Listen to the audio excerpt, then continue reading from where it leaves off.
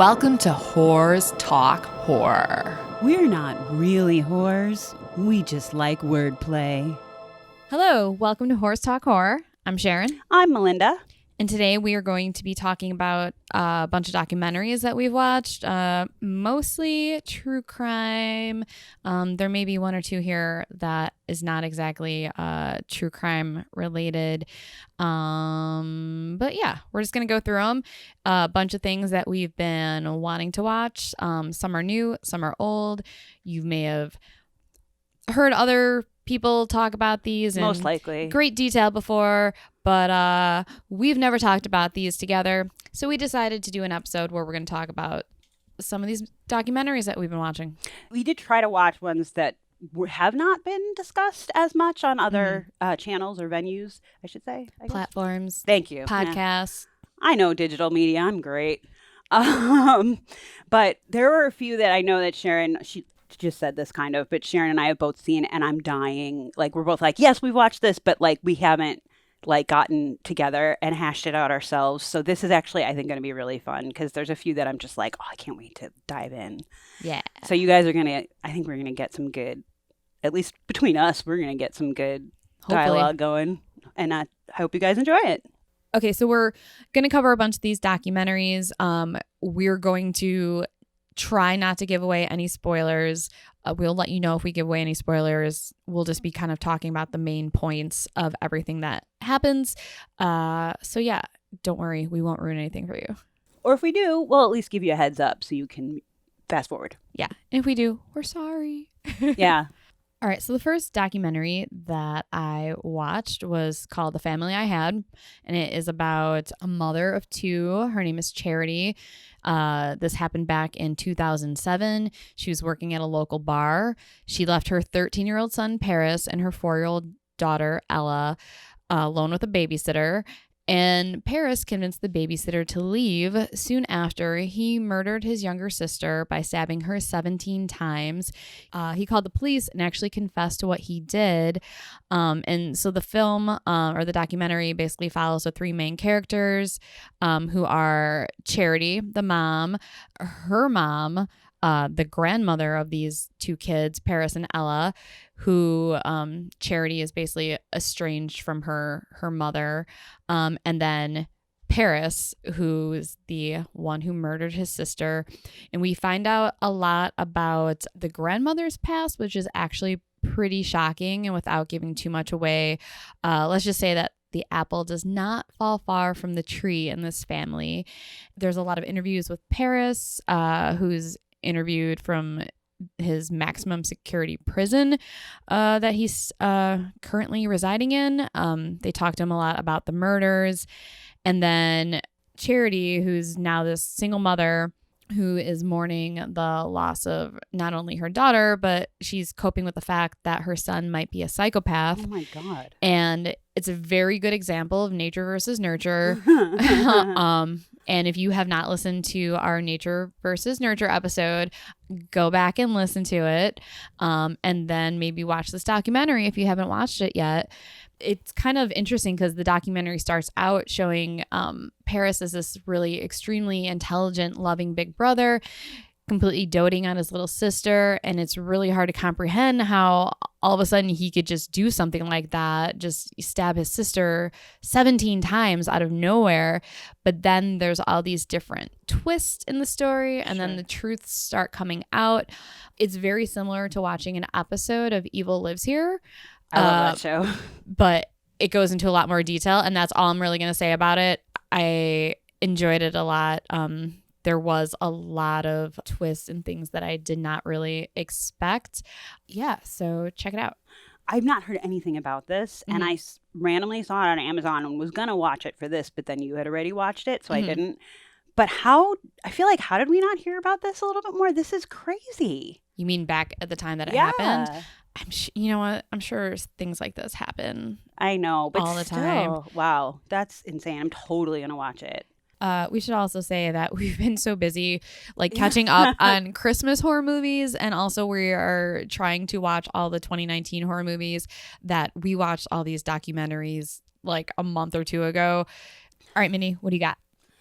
Okay, Sharon and I both have seen this. And this has been talked about in a lot of different places, but it's Chicago related. So we're just gonna dive right into surviving R. Kelly.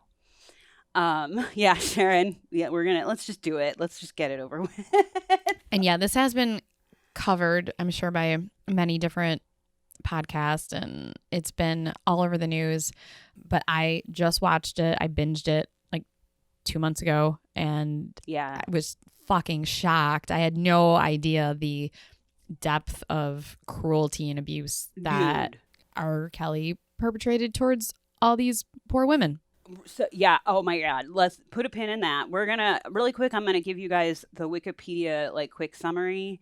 If you don't know, which you probably do. I will say that the documentary opens with a clip of R. Kelly in a TV interview. The interviewer says, "Do you like teenage girls?" Kelly says, "When we say teenaged, how old are we talking?" If that gives you any idea as to what this is and where we're going.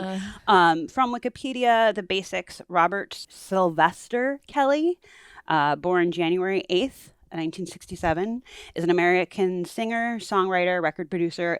He's credited for helping redefine R&B and hip-hop. Since the 90s, Kelly has been the subject of numerous allegations of sexual abuse and misconduct, often with underage girls. All charges he, in quotes, categorically denies. In 2002, he was indicted on 13 counts of child pornography, but was acquitted of all charges in 2008. In January 2019, a widely viewed Lifetime documentary series, which we are currently talking about, Surviving R. Kelly, detailed allegations of sexual abuse by multiple women. Allegations, of course, Kelly denies. Facing pressure from the public, using the Mute R. Kelly hashtag, RCA Records dropped Kelly, thank God. On February 22nd, 2019, Kelly was indicted on 10 counts of aggravated criminal sexual abuse. July 11th of this year, Kelly was arrested on federal charges alleging sex crimes and obstruction of justice. Kelly faces a total of 18 federal counts, including child pornography, kidnapping, forced labor, and that's all as of July 12th. I was shocked when this documentary came out because I happened upon it like as it was airing on TV, and I went, wait a minute. We all knew that R. Kelly, he got arrested. Isn't he in jail? Like, I had no idea that like he beat the charges that many times. I don't know if you did, Sharon, but I had no idea. Mm-mm. Throughout the documentary, many executive producers and stuff are interviewed from the music biz, other musicians. Chicago music producer Craig Williams appears in the documentary, and he talks about at one point going to Kelly's music studio and finding a fucking bed in the recording studio and girls everywhere. Young girls. Young girls. After the Lifetime doc aired, Williams backpedaled like a motherfucker, quote, clarifying his comments in an interview with Essence, which we can put the link up if anyone's interested, but it's just gross. He said the naked underage girl Williams saw Kelly fondling when he visited the recording studio in 2003. He now refers to as a woman, saying she wasn't underage, was at least in her 20s, but there were other underage girls there for sure. He wanted to make it clear that he's not part of Kelly's entourage. He's a family man, not a party guy. He claims he agreed to be interviewed by Lifetime, quote, because the entertainment industry is fucked up, and that's why I spoke up. But obviously it is taken out of context, and it made me part of his circle, which was not the case. So, okay, this is what I want. This was like what I really wanted to talk about, because the documentary interviews specific victims of his who... Kudos to those women for coming forward and being interviewed. This was this hot guy that was a singer that they were like 12, 13, 14, and they looked up to him. Some of them wanted to be singers themselves. So, like, you get starstruck and you're stupid at that age. And he promises them record deals, and he's going to make them famous, and he cares about them. So, like, I wasn't sitting there going, how did these women want to go off with it? Because, like, I would understand if I was 14 and a rock star that I loved asked me to go with him. Of course, I'd be like, how do I sign up? Mm-hmm. I just wanted to say that, like, I was very moved by these women just for speaking up and acknowledging that even a lot of times that they were young and stupid. And I wish them all well. Having said that, this little bit I just talked about with Craig Williams, every time he appeared on the screen, I wanted to punch him in the face because he tells a few stories about seeing things and knowing things. And I'm sure that the answer is none. But how culpable are the people that worked with R. Kelly? Are they being held to any sort of justice at all? I guess not, probably, but I have no idea. But speaking of that, a place where I used to work and bartend at for a long time in my 20s in the Chicagoland area. And this is way before I knew about all these allegations. And I heard a little bit about it, but I knew, I was like, okay, he's never been like officially charged. He's never gone to prison. He's never, and he's still out there. He's still making music. He's still touring. Exactly. But one of his drivers / bodyguards used to come into my work almost every single day. And sometimes he would come in with his 2 young kids. Sometimes he'd come in with his dad. Sometimes he'd be in there twice a day. And I think back on it now and it makes me sick to my stomach because he must have known this shit was going on. And maybe he even helped him get women and help cover it up and keep it secret. And also there was a girl that I worked with who is friends with R. Kelly. I'm not going to say her name, but I think she actually, like, her family knew his family. Like, she would call him Rob. She'd be like, oh, that's just Rob. That, she'd go to parties at his house all the time. Yeah. But she, as far as I know, was not one of these girls that was being held prisoner there. I don't know if she knew what was going on because she would come and go all the time. Like, she had her own life. She wasn't living there. She would go to parties at his house. She seemed really friendly with him. So it's just really, really weird, like, watching this documentary. And they actually talked about one of his victims and they said her name, and it was the name of the girl that I work with. And my heart, like, I was like, oh my God, but it was actually a different girl with the same name. Oh my God. But I was like, you didn't tell me that. No, for a second I was like, holy shit, she was one of the victims, but it just happened to be another girl with the same exact name. I'm really, really curious to know, like, what she knew, and I'm really curious to know what this driver knew. And this driver, he was like a fucking creep anyways. Like, he would come in and, like, all the girls that I worked with, they, like, knew this guy was like a fucking creep. And I actually met R. Kelly one time, I was too. just going to say, yeah. And this was when I was, like, really young, like in high school. Me and my friend and my friend's brother, we were walking around the city and we were at the Rock and Roll McDonald's in Chicago. And he was just, like, sitting in this, like, red convertible out in the parking lot. And my friend's brother was like, oh my God, that's R. Kelly. So we went over to his car and we were, like, talking with him and we got his autograph. And, like, like, it just makes me, I was, like, so disgusted during the whole documentary, just thinking about, like, even just, like, talking with him briefly and knowing people who, like, would go to his house and people who worked for him. It's like, what the fuck? Yeah, I remember when you guys met him because I think you were meeting me afterwards and you guys were like, holy shit, we just met R. Kelly. And I was like, what? But there was a point in the documentary where they do mention something about, like, he was known.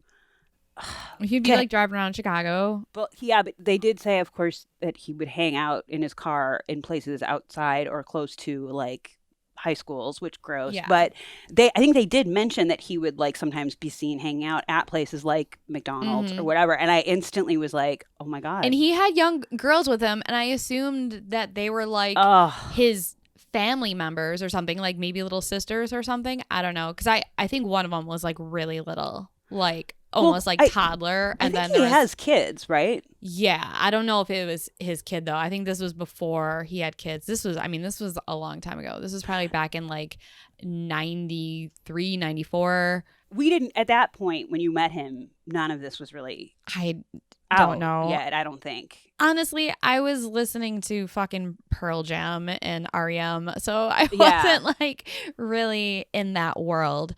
For me, what was really upsetting as well is that for the African American community, and specifically because we're from Chicago, so it's just so close to home I feel like for both of us.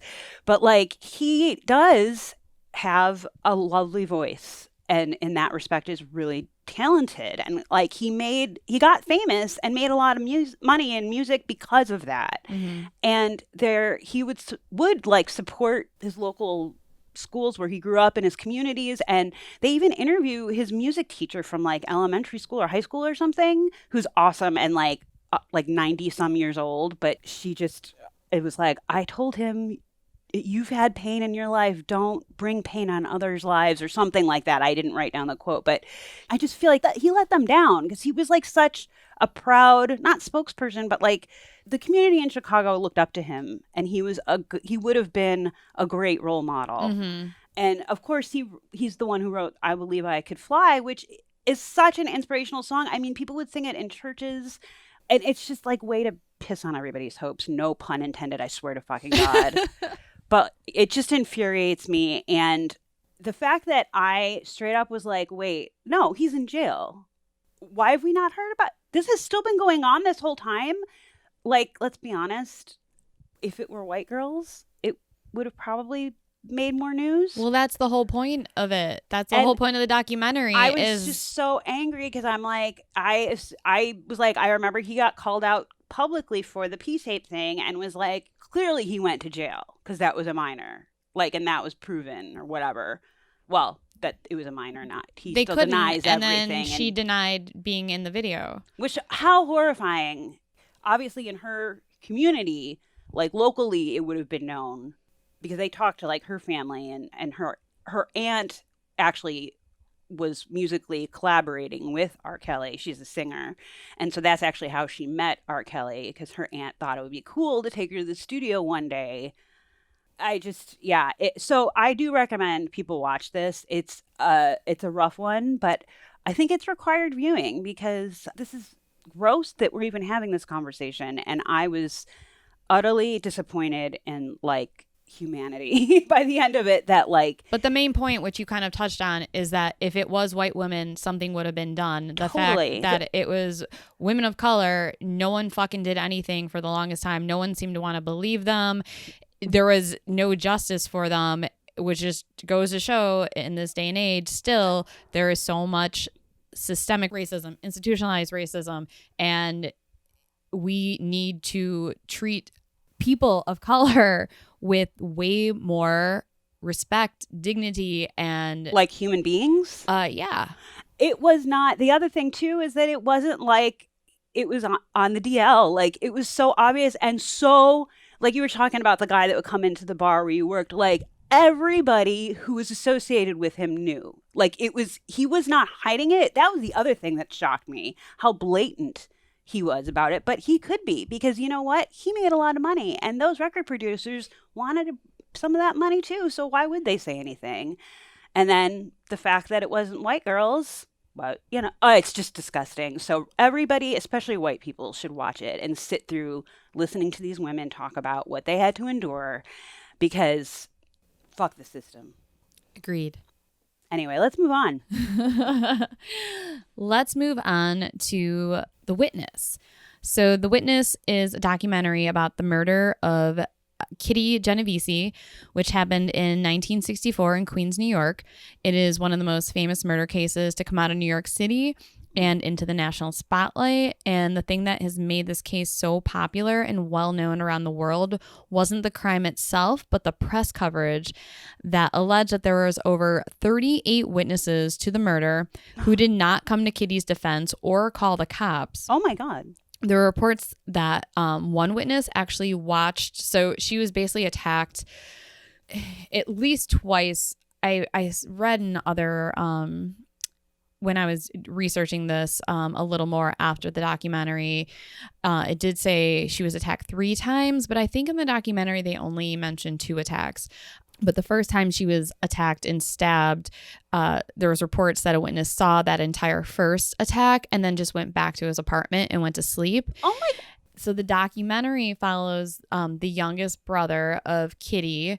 He's basically just looking for the truth of what happened the night that his sister was murdered, and he just wants to really find peace and closure because him and his sister, they had a really, really close relationship. There was a huge age difference between the two of them, but they were the closest amongst all the siblings, it seemed like.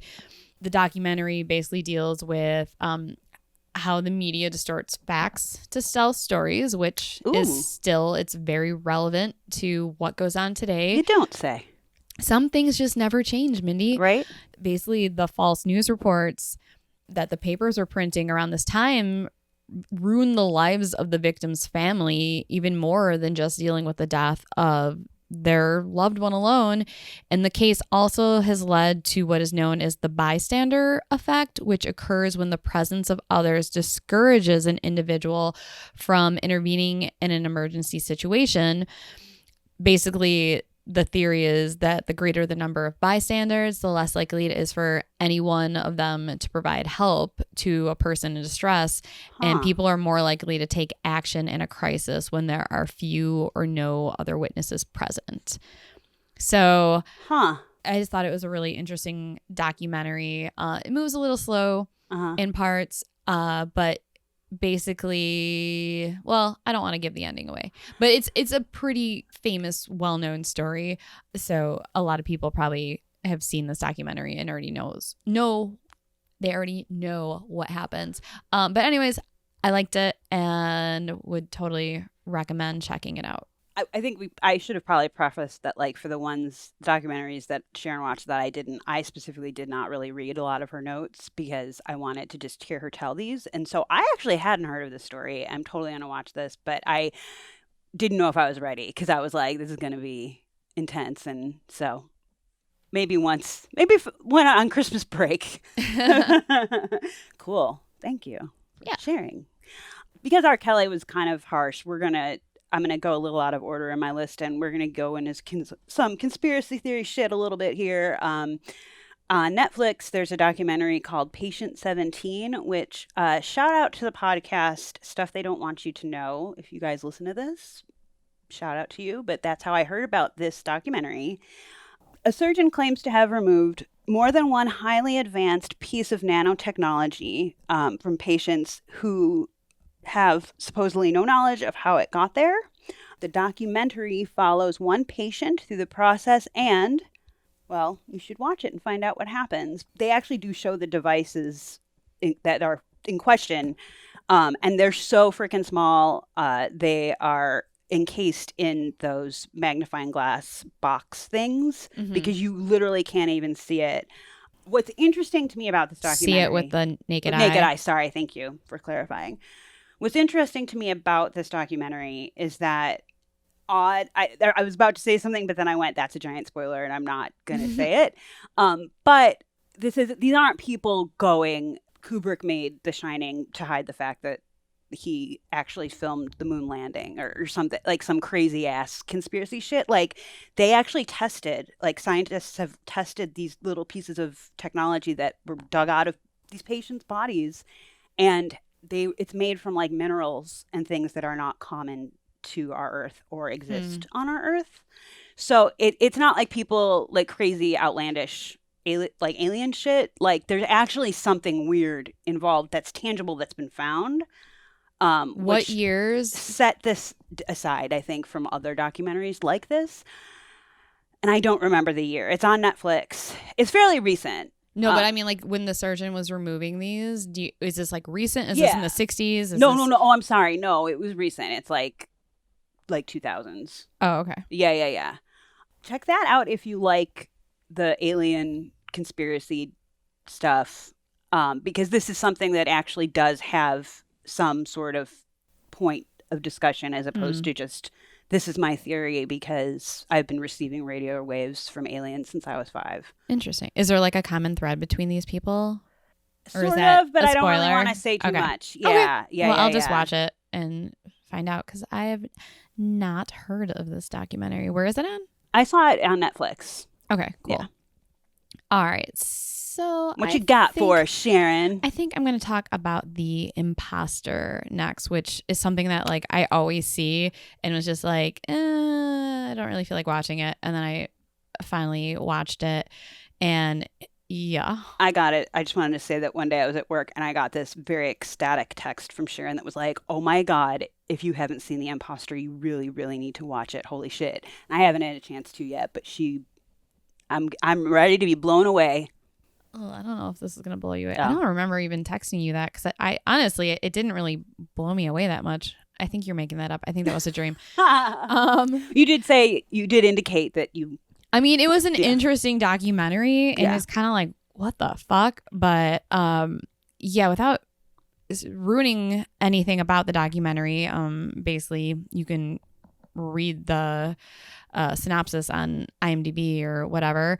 It's about a young man in Spain who claims to be the missing son of a family from Texas. So back in 94, Nicholas Barclay went missing at the age of 13.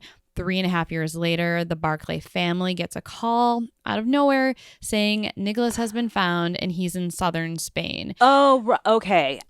I have heard of this story, but continue. Sorry. So Nicholas's sister goes to Spain to get her brother, who now has darker hair, eyes, skin, and speaks with an accent. And the family is just like, come back. Oh, yeah, you're our son. Come back. Live with us.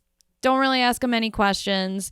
Things don't really add up. Eventually, a private investigator gets involved who's kind of suspicious of the whole case and tries to uncover the truth. Who is this new Nicholas? What happened to the real Nicholas? Was he murdered by his family? Did he run away? Have major eye cornea surgery? You have to kind of watch to figure that out. Cool. Well, I do want to watch and figure that out.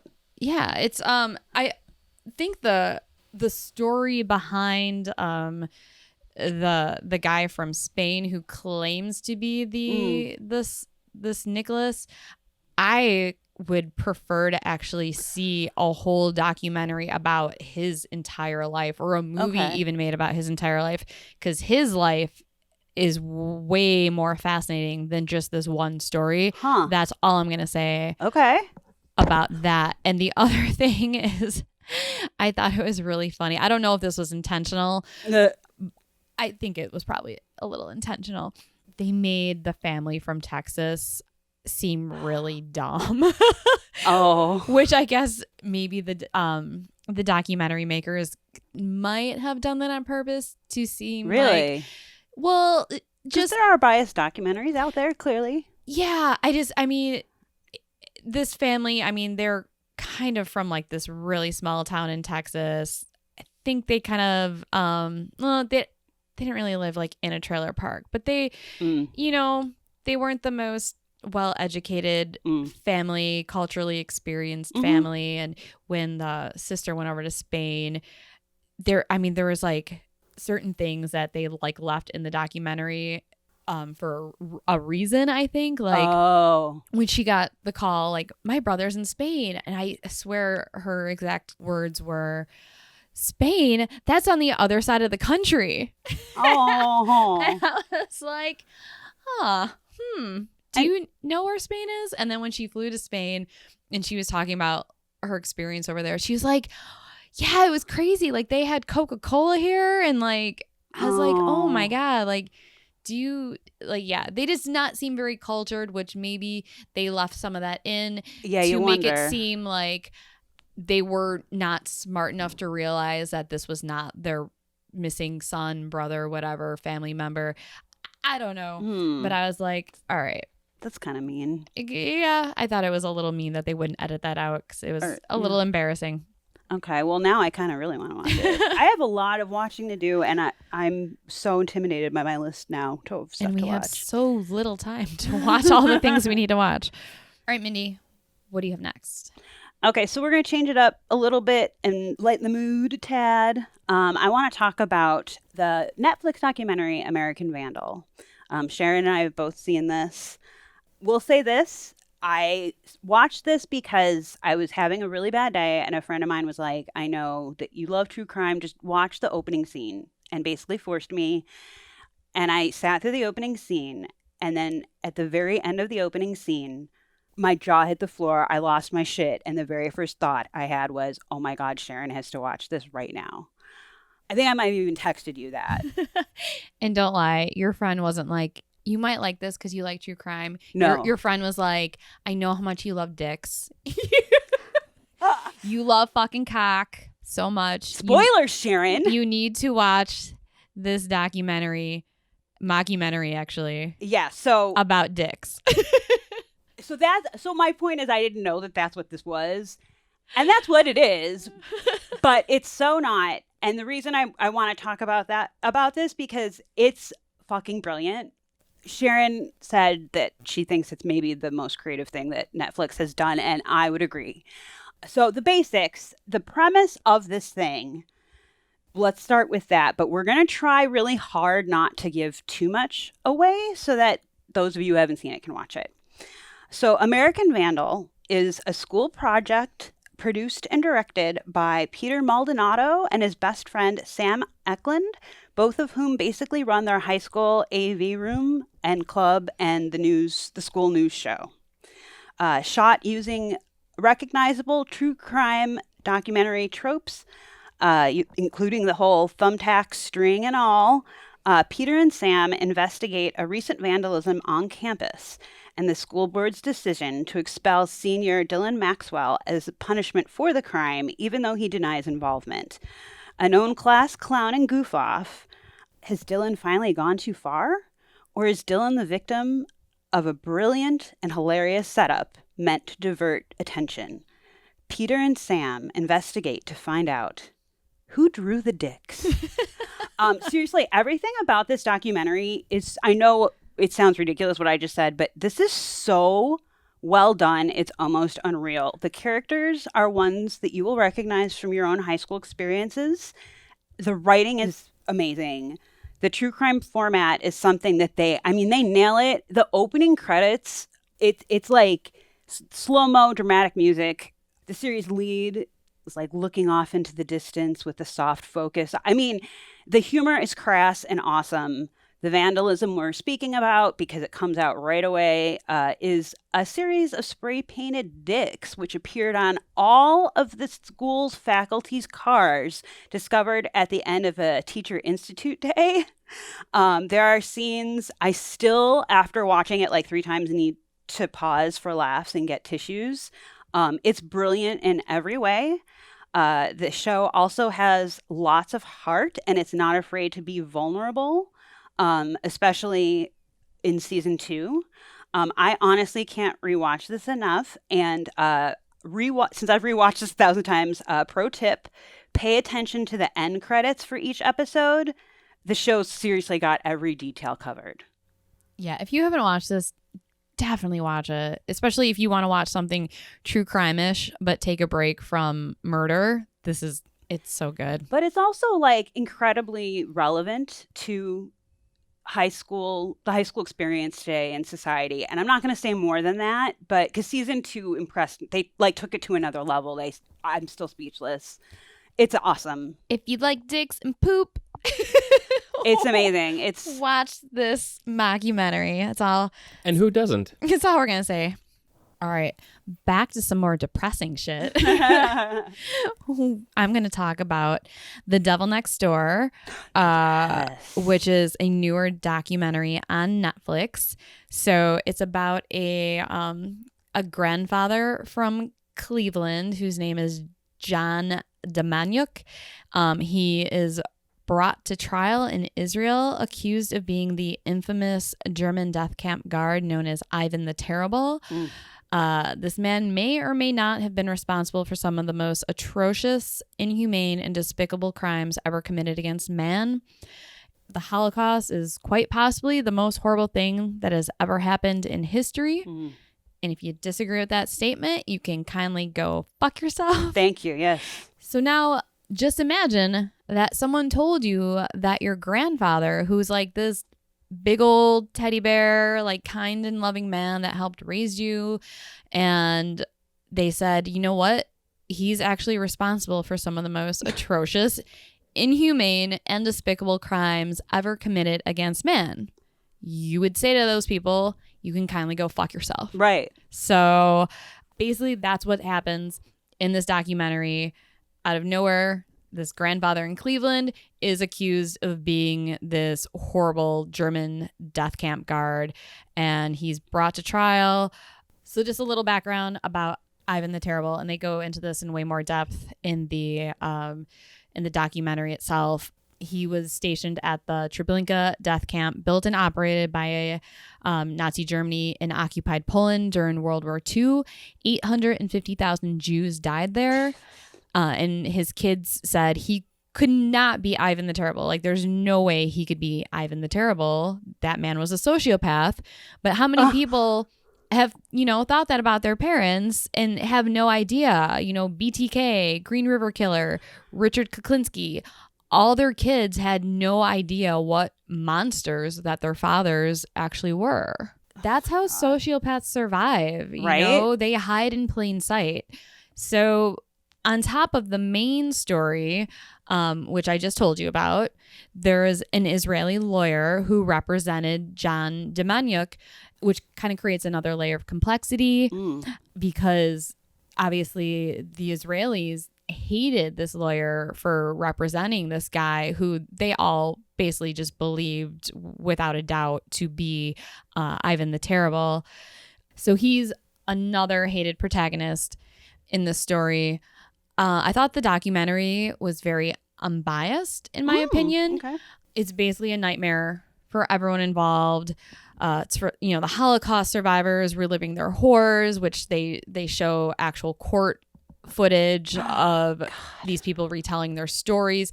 I mean, people who were children at the time this happened and remembered Ivan the Terrible and saw the things Ivan the Terrible did to their family and friends and other people. I will say that I did want to watch this and didn't specifically because I was like, I don't think I can deal right now. Yeah. It's really intense.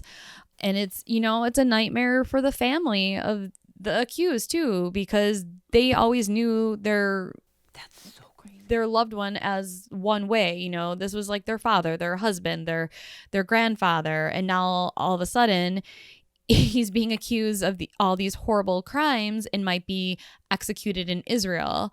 So yeah, it goes back and forth. Like, I found myself during the whole documentary being like, oh no, he's innocent, or oh no, he's definitely guilty. Oh no, he's innocent. No, he's definitely guilty, which is the way they portray it.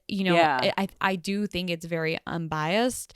And there was some criticism of the documentary because I'm not a history buff and I'm horrible at geography, but I guess the map of Poland that they showed in the documentary was an actual map of present day Poland when they were showing like the Treblinka death camp. Interesting. Which it was not a part of Poland. It was in German occupied Poland. Yeah. So I think now, because of the backlash against that, they're putting a little disclaimer in the documentary saying that this is the wrong map of Poland and that it was in Nazi occupied Poland. But isn't that still... Because they don't want them thinking that the Polish people I see what you're saying. were the ones holding these people prisoners and the ones running the death camp. It's different. So it's not current day Poland. Yeah. It's Nazi Germany They're occupying Poland during the war and using that area as a death camp. And it's not the Polish people who are doing this. But anyways, that's just, if you've heard criticism about the documentary, that's the criticism. They have fixed it. So yeah. So if people have not watched this because they heard this criticism. Yeah. Okay. That's the only reason I'm even bringing this up. Don't let it stop you from watching it. Yeah, don't let it stop you from watching it at all, because I do think it's a heavy documentary. So I'll just leave you with my favorite quote from the documentary, which is a little on the lighter side. So my favorite new quote for calling out someone's bullshit, which they used in the documentary, is, "Don't piss on my back and tell me it's raining outside." Wow, I love it. So there you go. You'll be hearing me say that a lot. Next time you try and bullshit me, Mindy. Alrighty then. The next documentary I want to talk about, which I think everyone needs to fucking watch, it's called Crime After Crime. This description comes straight from IMDb because it does such a good job of summing it up. The story of the battle to free Debbie Piegler, an incarcerated survivor of brutal domestic violence. Over 26 years in prison cannot crush the spirit of this determined African-American woman despite the injustices she has experienced. First at the hands of a duplicitous boyfriend who beat her and forced her into prostitution, and later by prosecutors who cornered her into a life behind bars for her connection to the murder of her abuser. The story takes an unexpected turn 2 decades later when a pair of rookie land use attorneys cut their teeth on her case and attract global attention to the troubled intersection of domestic violence and criminal justice. I did some more research after I watched the documentary because it was so moving and I loved it so much. This comes from crimeaftercrime.com and also from the documentary itself. Of the 120,000 plus women behind bars in the U.S., over 80% are survivors of domestic violence, rape, and other forms of abuse. Oh my God. Deborah was the 24th woman to have been freed through California's law for incarcerated survivors of abuse.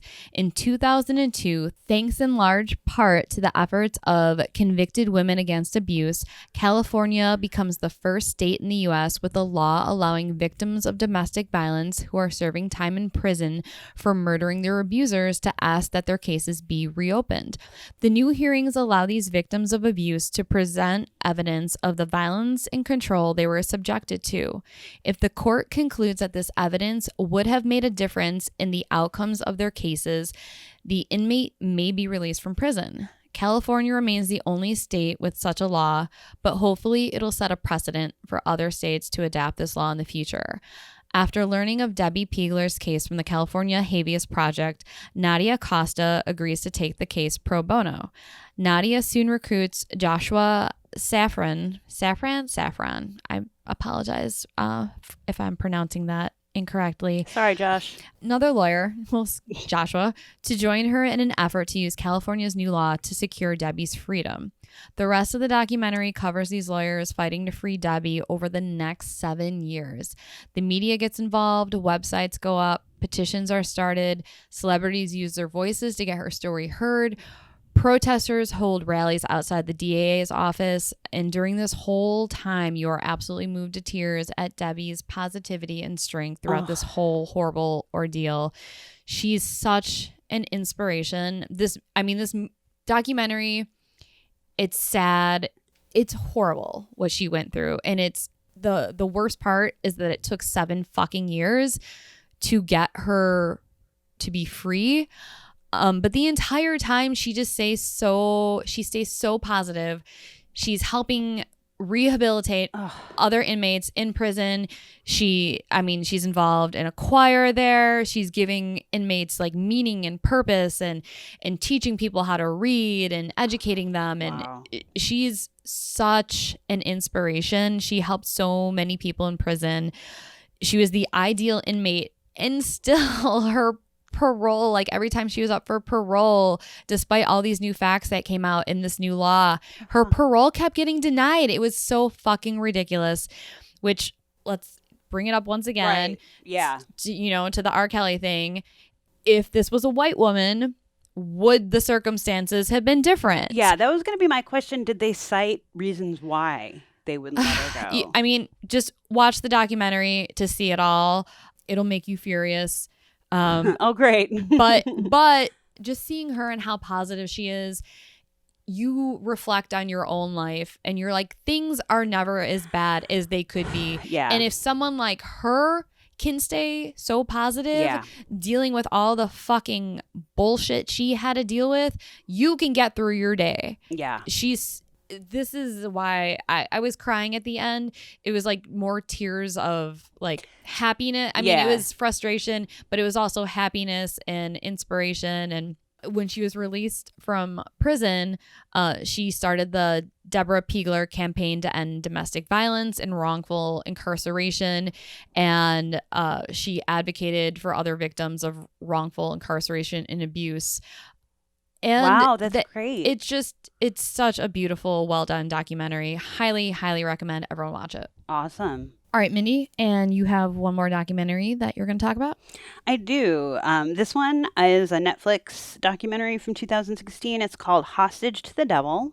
I specifically did not research anything about this guy, thinking I'm going to watch a documentary on this subject, and so I'll learn from watching that, right? Kind of, but let's just get into it.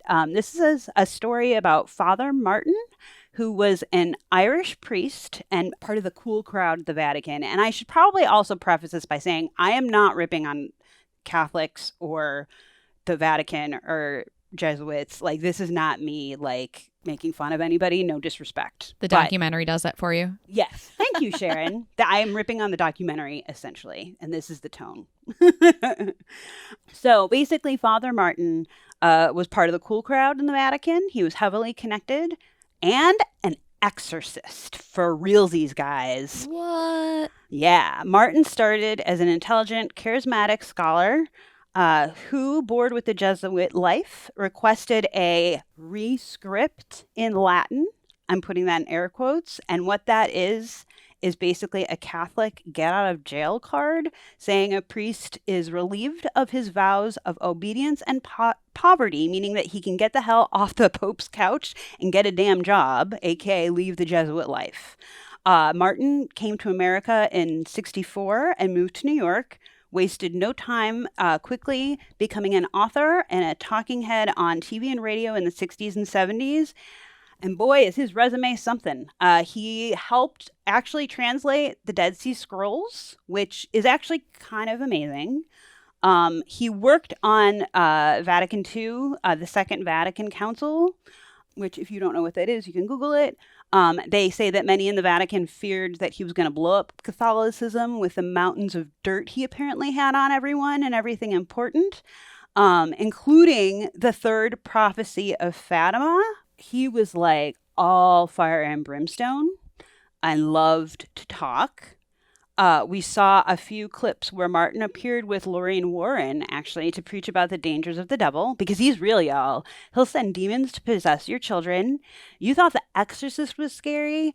A real one is 10 times worse. And I'm not even kidding. He like literally said something like that. He wouldn't shut up about how society is doomed. And the main reason being that apparently he claims that the Vatican did not act on the third prophecy of Fatima. And so this is where I was saying that, like, there's a lot that I felt there were holes in this documentary, because that actually that part wasn't even mentioned in the documentary. I found that on Wikipedia. So thanks, Wikipedia. He was an awful person, basically. I would actually, if someone said he was Ivan the Terrible, I would be like, yep, I believe that. I'm paraphrasing here, but the intention in his words is exactly what he said. Martin expressed on radio shows, on TV, to anyone who will listen, one of the many reasons for society's downfalls, he specifically said, was legalized abortions or allowed abortions, and birth control as being contributing factors to society evolving into a flaming garbage fire headed straight for destruction. I'm not even exaggerating. Also, all of the free love, hippies, booze, not fearing the devil, drugs, kittens. Kittens? He didn't really say that. But it's basically everything great is awful, and we're all going to go to hell. And his followers are fanatically devout. Nobody really says anything that there's a lot of people that say, like, he had all this controversial shit that he would say, but they don't really get into that. So this documentary was weird, but if I got anything from it, this guy's personality was like, he sucked big time. One of his biggest followers, not followers, I guess, he claims he was his friend, but Father Martin's buddy Robert tells us at the end of the documentary how in 1999 he drove Martin to meet a family who Martin didn't expressly tell him it was for an exorcism, but like Robert knew, because this is what Father Martin did. Martin died at the age of 78 after meeting this family in his Manhattan apartment from an intracerebral hemorrhage. Did I say that right? Basically, he fell off. Intracerebral, yeah. Awesome. Basically, he fell off a stool in his apartment and hit his head. Or did he? The doc claims that Martin did fall But he managed to call his friend Robert in his last few moments and claimed a demonic force pushed him. Not that he's a clumsy 78-year-old whack job ranting about loud music and kids on the lawn. That's maybe a little harsh, but the guy came across to me as transparently manipulative, like the recognizable classic cult leader in the making. And his audience were people that, of course, were ripe for the picking, had been through horrible times, needed some sort of pick-me-up or inspiration. He was smart in that he knew his experience at the Vatican was of interest. He wrote so many books, was on TV, got famous. I mean, Wikipedia does talk about the apparently numerous scandals or accusations against Father Martin, but you won't hear much about that in the documentary alone. I think my takeaway is that I'm just really glad that like Twitter and the internet weren't around in Martin's time, because he would abuse the shit out of that, and like people would be freaking out that the world's going to end tomorrow. But he was a terrible person. Do you recommend the documentary? I'm on the fence because I thought it was worth watching to get a feel for him. The facts I'm obviously clearly fuzzy on, because like the documentary based off of that was kind of fuzzy on him too. But you get to hear him speak and see him in old news clips and interviews and stuff like that. And no doubt this guy is batshit crazy, but smart as fuck, and kind of your stereotypical corrupt Catholic priest, because he left the Jesuits and came to New York of all places and knew to go right to the media and knew exactly what to say to rile people up and get attention and get famous and make money. Interesting. Yeah. I think I'll skip that one too. All right, so I have one more documentary to talk about, and I'm sorry to end this episode on kind of a depressing note, but this was a really depressing documentary. Thank you, because I was going to watch this one, and then you were like, oh boy. I mean, I like it, and I mean, I'm going to recommend it, but it is pretty brutal. So this is the Cheshire Murders, which is a documentary about a brutal home invasion in Cheshire, Connecticut in 2007. Two convicted criminals, Stephen Hayes and Joshua, I'm going to fuck this up. That's a weird name. Komisarjevsky broke into the Petit family's house, which consisted of William Petit Jr., his wife, Jennifer Hawk Petit, who was a former nurse, who had been recently diagnosed with multiple sclerosis. Oh my God. Which they didn't even mention that, I don't think, in the documentary. Oh, really? I found that out afterwards when I was doing some more research. And their two daughters, Haley, 17, and Michaela, 11. So they broke into their home, which they intended to rob. However, the burglary quickly transformed into a terrifying home invasion that included multiple acts of assault, rape, torture, a triple homicide, and ended in arson. Jesus. So there's a lot of different themes that are presented throughout the documentary. Is the death penalty right or wrong? Did the police fuck up the case? Are there flaws in the justice system? Why were the murderers not already in jail? Because they both had a long fucking rap sheet. Religious brainwashing, childhood abuse, what happens to children who are abused and never have any sort of counseling or therapy. Wow, and this is like an all-encompassing, like hits every dude, note. It goes into so much more than just the crime itself, which is what I did not expect any of that. Okay, yeah. I just expected it to be a story about the crime. And then during the trials of both men, members of the jury were exposed to disturbing evidence, including autopsy photos of the victims' bodies, which included images that Komisarjevsky had taken on his phone of him and 11-year-old Michaela when he assaulted her. So the jury had to fucking look at that. They don't really talk about this in a lot of detail in the documentary, but this is stuff that I found out afterwards, that as a result of the jury having to look at these like graphic photos, many members of the jury experienced severe psychological and emotional trauma. So the state of Connecticut actually offered to provide the jurors with free counseling. Wow. And after Hayes was sent to death row in 2010, he started exchanges with a North Carolina woman named Lynn. In the letters he sent to Lynn, Hayes actually confessed to killing 17 other women and teenage girls between the ages of 14 and 25 in the New England area from the early 80s up until 2007. None of this was in the documentary either. This is all kind of shit that I found out later. Wow. According to Hayes, many of his victims were women and girls that he would pick up as hitchhikers and took back to his home. That information comes from Ranker. Hayes also said that he took shoes from his victim and kept them as trophies, and investigators actually found several women's sneakers in his home after he was arrested for the crimes he committed in Cheshire. In one of the letters he wrote to Lynn, Hayes also said that he videotaped the torture and death of a young woman, which he claimed was, quote, by far the best snuff film ever created.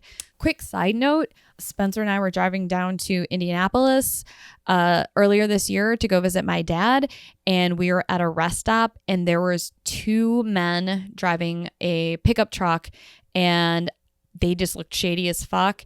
And because now I'm like hyper aware of everything that goes on because I watch so much true crime, I noticed in the back of their pickup truck there was a ton of women's clothing and shoes, including high-heeled shoes. So I snapped a bunch of pictures of their license plate just in case I ever heard of a story about a bunch of like missing women in Indianapolis.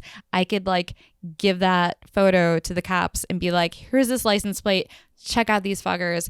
Because there's no reason that these like two men that looked like they were hunters, or I mean they were just, you know, flannel shirt, jean, grubby wearing, but they both kind of looked like Ed Gein, you know.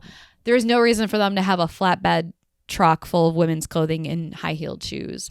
So it'd be funny if it turned out that they like worked for the local like Salvation Army, and somebody had like just thrown a bunch of stuff in their car and they were going to like dump it off, and like I can't believe that bitch didn't give us a bag. Now we gotta have the stuff in the bag. No, I don't think so. And if any of our listeners are from Indiana and they and if you've heard anything about missing women in Indiana and you want that license plate number to give to the cops to help solve some unsolved murders or disappearances, DM me. That was quick thinking. Good for you to snap pictures like that. The whole situation was like the one guy was kind of standing outside the truck looking around, like super shady looking. They both, you know, like they looked like they walked out of a horror movie. Yeah. Like I said, they both looked like Ed Gein or Ed Gein's relatives or something. And it just, there was something not right about that was situation. Smart. Anyway, sorry for the deviation.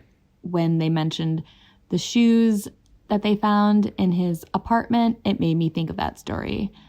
Back to the Cheshire Murders. So these monsters were so fucked up. Ugh. They're disgusting. They, I think they were never actually put to death because I think the state abolished the death penalty before they were sentenced to death, or before they were actually executed. I could be wrong. I'll have to look that up later. They're still in prison, obviously, or dead. Oh yeah, I think they're both still alive and they're both still in prison. Yeah, I would recommend watching it. Just be ready for it's not a laugh riot, is what you're saying. Exactly. So, sorry, that was a little bit of a bummer. To end on, but do you have any last things that you want to talk about? Yeah, we were going to talk about Abducted in Plain Sight because we've both seen it, and I actually just rewatched it because it had been a while for me. But it's been covered. So fascinating. It is, and I have so much. We could spend a whole episode on it, but a lot of other folks have already. But since I just rewatched it recently, I just really wanted to quickly give a shout out to the adult, Jan Broberg, and Jan Broberg is the woman who was the abductee in question. And I would just like to take a second and talk about how fucking amazing she is. She endured this horrific experience, which you can watch the documentary or Google it. She got her shit together despite all this tragedy and trauma that happened to her, and she took steps to reconnect with her mom. Even though, like, personally, based on the documentary, I'm still not digging her mom too much, but her mom wrote a book and they arranged these tours for the book, but then she also like like tours like victim centers, and she speaks to other victims of assault and abuse, and had like 3 or 4 other women contact her after she went public who said that they had also been abused by her abductor because he was a known pedophile, which according to the documentary, her family found out after the fact. But so that's really amazing. But she also, it looks like she has a family and moved on with her life, and just like high five on being amazing at life, Jan. Like that's the main takeaway for that documentary for sure. So I just wanted to toss that out there. And then since it's been kind of a bummer talking about most of what we've been talking about, I just would like everyone to know that in 2019, Amazon Prime has put out a documentary called Cat People. It's all about cats and cat lovers. It's not in any way related to this episode, but I scrolled by it as I was looking through it and through for documentaries, and I was like, I just want to make sure everybody knows this exists. Aww. So Cat People on Amazon Prime. If you like cats and cats like you, I think you might like this documentary. I don't know. I haven't watched it, but I'm gonna. I'm a cat people, so I'm definitely going to check that out. All right. Well, that is going to wrap it up. Yep. And if you have any recommendations for any documentaries that you like and want to recommend to us, please send those our way. And if you have anything else that you would like to share with us, any scary stories, ghost stories, what else? True crime. If you live in that area of Indiana, like Sharon said, please do get in touch if you've heard of any weird shit going on. And if you have any commentary on anything that we talked about in this episode and would like to share your opinions, please do so. And as always, Thanks for getting creepy with us.